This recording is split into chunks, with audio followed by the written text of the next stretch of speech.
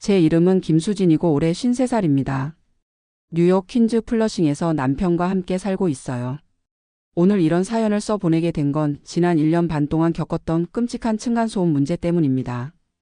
결국 이웃을 법정에서 만나게 될 줄은 꿈에도 몰랐는데 지금 생각해보니 그때 그 선택이 제 인생에서 가장 옳은 결정이었던 것 같아요. 미국에 온 지 벌써 15년이 됐습니다. 2009년에 남편이 회사 발령으로 뉴욕에 오게 되면서 따라왔죠. 처음엔 맨해튼에 있는 회사 근처 아파트에서 살았는데 렌트비가 너무 비싸서 3년 후 퀸즈 플러싱으로 이사했어요. 플러싱은 한인들이 많이 살아서 생활하기 편했거든요. 한국 마트도 있고 한국 음식점도 많고 무엇보다 한국어로 소통할 수 있는 사람들이 주변에 있다는 게 큰 위안이었어요. 지금 사는 아파트는 플러싱 메인 스트리트에서 도보로 10분 거리에 있는 20층짜리 건물입니다. 저희는 15층에 살고 있어요. 침실 하나짜리 원베드룸인데 월세가 $2,200 정도 되니까 한국 돈으로 300만 원 가까이 되죠. 그래도 맨해튼에 비하면 훨씬 저렴한 편이에요. 이 아파트로 이사 온 건 2012년이었어요. 처음 5년 정도는 정말 조용하고 평화로웠습니다. 아래층에는 나이 드신 중국계 할머니가 혼자 사셨고 위층에는 젊은 백인 커플이 살았는데 워낙 조용했어요. 가끔 발소리가 들리긴 했지만 생활 소음 정도였죠. 저희도 아래층을 배려해서 슬리퍼를 신고 다니고 밤늦은 시간에는 텔레비전 소리도 작게 했어요. 그런데 2017년 여름 위층에 새로운 세입자가 들어왔습니다. 20대 후반으로 보이는 젊은 남성이었는데 처음엔 혼자 사는 것 같았어요. 이사 온 첫 주는 조용했는데 한 달 정도 지나니까 문제가 시작됐어요. 밤 11시가 넘어서 갑자기 쿵쿵거리는 소리가 들리기 시작했습니다. 마치 누군가 뛰어다니는 것 같은 소리였어요. 처음엔 이사 정리를 하는 줄 알았어요. 하지만 일주일, 2주일이 지나도 계속되더라고요. 소리가 나는 시간도 점점 늦어졌어요. 처음에는 밤 11시에서 12시 사이였는데 나중에는 새벽 1시, 2시까지도 들렸어요. 그냥 발소리가 아니라 정말 쿵쿵거리는 소리였습니다. 마치 무거운 것을 바닥에 떨어뜨리는 것 같은 소리도 있었고 가구를 끄는 소리도 있었어요. 남편은 직장에서 스트레스가 많아서 잠을 잘 못 자는 편인데 그 소리 때문에 더욱 잠들기 어려워했어요. 저도 예민한 편이라 한번 깨면 다시 잠들기가 힘들었거든요. 그래서 다음날 컨디션이 엉망이 되는 일이 자주 있었습니다. 한 달 정도 참다가 결국 위층에 올라가 봤어요. 벨을 눌러서 정중하게 이야기했습니다. 영어로 말했는데 밤늦은 시간에 소음이 심해서 잠을 잘 수 없다고 조금만 조심해 달라고 부탁했어요. 그 남성은 미안하다고 하면서 앞으로 조심하겠다고 했습니다. 그래서 안심했는데 며칠은 조용하더니 또 시작되더라고요. 이번에는 더 심해졌어요. 밤 12시가 넘어서 음악 소리까지 들리기 시작했습니다. 베이스가 강한 일렉트로닉 음악이었는데 콘크리트 벽을 뚫고 들려올 정도로 컸어요. 그리고 사람들이 큰 소리로 웃고 떠드는 소리도 들렸습니다. 파티를 하는 것 같았어요. 이런 일이 일주일에 2~3번씩 반복됐어요. 주중에도 가리지 않고 했습니다. 화요일 새벽 2시에 파티를 하고 목요일 새벽 1시에 또 파티를 하고 도저히 참을 수가 없었어요. 다시 한번 올라가서 이야기해 봤습니다. 이번에는 좀 더 강하게 말했어요. 매일 밤 소음 때문에 잠을 못 자고 있다고 이웃에 대한 최소한의 배려를 해달라고 말했습니다. 그런데 이번에는 태도가 완전히 달랐어요. 문도 반만 열고 나와서는 자기는 아무것도 하지 않았다고 하더라고요. 그냥 친구들과 게임하고 있을 뿐이라고 무슨 문제냐는 식으로 나왔어요. 완전히 적반하장이었습니다. 그때부터 정말 지옥이 시작됐어요. 제가 한 번 더 찾아간 이후로 더욱 심해졌거든요. 마치 일부러 괴롭히는 것 같았어요. 새벽 3시까지 음악을 틀어놓고 바닥을 쿵쿵 구르는 소리도 들렸어요. 견디다 못해 아파트 관리사무소에 신고했습니다. 플러싱에는 한국인 관리사무소 직원이 있어서 다행이었어요. 상황을 설명하니까 바로 위층에 경고 편지를 보내주겠다고 하더라고요. 그런데 며칠 후에 관리사무소에서 연락이 왔는데 위층 세입자가 자기는 아무것도 하지 않았다고 주장한다는 거예요. 그리고 오히려 아래층에서 벽을 두드리며 괴롭힌다고 반박했다고 하더라고요. 정말 어이가 없었어요. 관리사무소에서는 양쪽 다 조심하라는 식으로 넘어가려고 했어요. 하지만 소음은 계속됐습니다. 오히려 더 심해진 것 같았어요. 한 달에 4~5번씩 관리사무소에 신고했어요.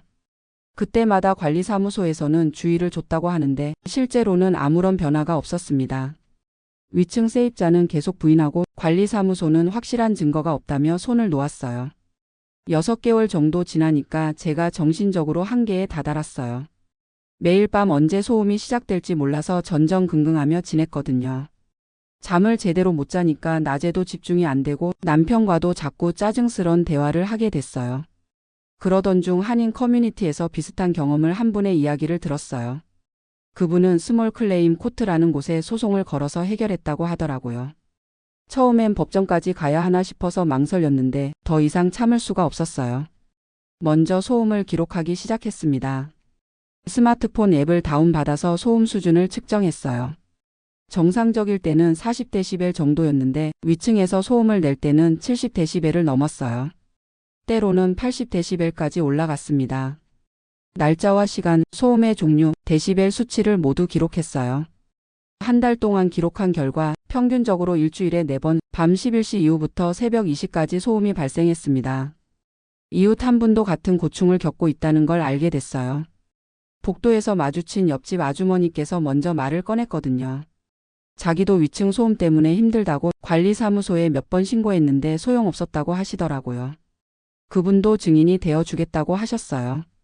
한국 분이셨는데 미국에 사신 지 20년이 넘으셔서 영어도 잘하시고 법적인 절차에 대해서도 어느 정도 아셨어요. 스몰 클레임 코트에 대해 자세히 알아봤습니다. 뉴욕에서는 $10,000 이하의 소액 분쟁은 스몰 클레임 코트에서 다룬다고 하더라고요. 변호사 없이도 본인이 직접 소송을 진행할 수 있고 비용도 $20밖에 안 든다고 했어요. 하지만 제일 고민이 됐던 건 손해액을 어떻게 계산하느냐는 거였어요. 소음으로 인한 피해를 돈으로 환산하기가 쉽지 않았거든요. 인터넷에서 찾아보니까 하루에 $25에서 $100 정도 청구하는 게 합리적이라고 나와 있었어요. 6개월 동안의 피해를 계산해 봤습니다. 일주일에 평균 4일, 하루에 $50씩 계산하면 6개월이 약 $5,000 정도 나왔어요. 그런데 그것보다는 소음을 멈춰달라는 게 더 중요했어요. 스몰 클레임 코트에 가기 전에 마지막으로 한 번 더 기회를 줬어요. 편지를 써서 위층 문 앞에 붙여놨습니다. 영어로 정중하게 썼는데 지금까지의 상황을 설명하고 법적 조치를 취할 수밖에 없다고 경고했어요. 일주일을 기다렸는데 아무런 반응이 없었어요. 소음도 계속됐고요. 그래서 결국 스몰 클레임 코트에 소송을 제기했습니다. 퀸즈 민사법원에 가서 서류를 작성했어요. 피고는 위층 세입자와 아파트 관리회사 모두 넣었습니다. 세입자는 직접적인 소음의 원인 제공자고 관리회사는 임대차 계약에 조용한 생활 조항을 위반한 세입자에 대해 적절한 조치를 취하지 않았다는 이유였어요. 청구 금액은 $3,000로 했습니다. 6개월 동안의 피해액이지만 너무 큰 금액을 청구하면 법원에서 부담스러워할 것 같아서 적당히 줄였어요. 소송 서류가 상대방에게 전달되고 나서 일주일 후 위층 세입자한테서 직접 연락이 왔어요. 처음으로 전화를 하더라고요. 자기는 정말 몰랐다고 그렇게 시끄러웠는지 미안하다고 하면서 앞으로 조심하겠다고 했어요. 그리고 소송을 취하해달라고 부탁했습니다. 하지만 이미 여러 번 경고했는데도 바뀌지 않았던 터라 믿기 어려웠어요. 그래서 일단 한 달만 지켜보자고 했습니다.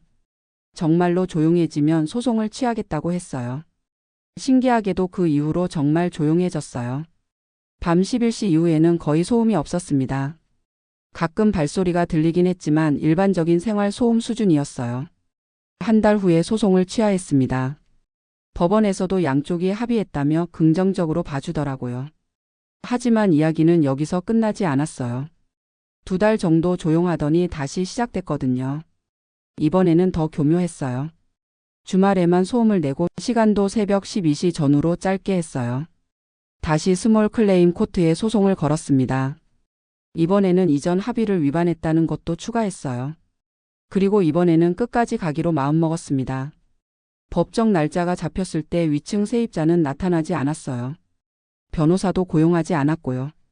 결국 제가 승소했습니다. 법관은 $2,000의 손해배상금을 지급하라고 판결했어요. 그리고 더 중요한 건 앞으로 오후 10시 이후에는 층간소음을 내지 않도록 하라는 금지 명령도 내렸습니다. 위층 세입자는 판결 후 얼마 지나지 않아 이사를 갔어요. 아마 법원 판결이 부담스러웠던 것 같아요. 그리고 $2,000도 결국 받지 못했지만 그건 중요하지 않았어요. 지금은 새로운 세입자가 들어왔는데 아주 조용해요. 젊은 아시아계 커플인데 서로 배려하며 잘 지내고 있습니다. 이 일을 겪으면서 많은 걸 배웠어요. 첫째는 참기만 한다고 해결되는 게 아니라는 거였어요. 저희는 너무 오랫동안 참았던 것 같아요. 처음부터 좀 더 적극적으로 대응했다면 상황이 빨리 해결됐을지도 몰라요. 둘째는 법적 절차가 생각보다 어렵지 않다는 거였어요. 스몰 클레임 코트는 정말 일반인도 쉽게 이용할 수 있게 되어 있었어요. 비용도 적게 들고 절차도 복잡하지 않았습니다. 셋째는 기록의 중요성이었어요. 소음 발생 시간과 데시벨을 기록해둔 게 법정에서 큰 도움이 됐어요. 증거가 없으면 그냥 말 대 말이 되어버리거든요. 마지막으로는 이웃 관계에서도 선을 그어야 한다는 거였어요. 무조건 참고 넘어가는 게 미덕은 아니라는 걸 깨달았습니다. 서로의 권리를 존중하는 선에서 문제를 해결해야 해요. 지금 생각해보면 그 1년 반이 정말 힘들었어요. 매일 밤 스트레스 받으며 지냈거든요. 하지만 결국 해결할 수 있어서 다행이었습니다. 같은 상황에 있는 분들께 말씀드리고 싶은 건 너무 오래 참지 마시라는 거예요. 정당한 권리는 당당하게 주장하셔야 합니다. 물론 먼저는 대화로 해결하려고 노력해야 하지만 그래도 안 된다면 법적 절차를 밟는 것도 하나의 방법이에요. 미국은 법치국가라서 이런 시스템이 잘 되어 있더라고요. 스몰 클레임 코트 같은 제도는 정말 서민들을 위한 거라고 생각해요. 큰 비용 들이지 않고도 정당한 권리를 찾을 수 있으니까요. 물론 이웃과 법정에서 만나게 되는 건 결코 기분 좋은 일은 아니에요. 하지만 때로는 그런 강경한 조치가 필요할 때도 있다는 걸 배웠습니다. 지금은 정말 조용하고 평화로운 생활을 하고 있어요. 밤에 안심하고 잠들 수 있다는 게 이렇게 소중한 줄 몰랐어요. 당연한 권리라고 생각했던 조용한 휴식이 실제로는 지켜내야 하는 것이었다는 걸 깨달았습니다. 앞으로도 플러싱에서 계속 살 계획이에요. 이제는 이웃들과도 좋은 관계를 유지하고 있고 한인 커뮤니티에서 제 경험을 나누기도 해요. 비슷한 고민을 가진 분들에게 작은 도움이 되고 있는 것 같아서 뿌듯합니다.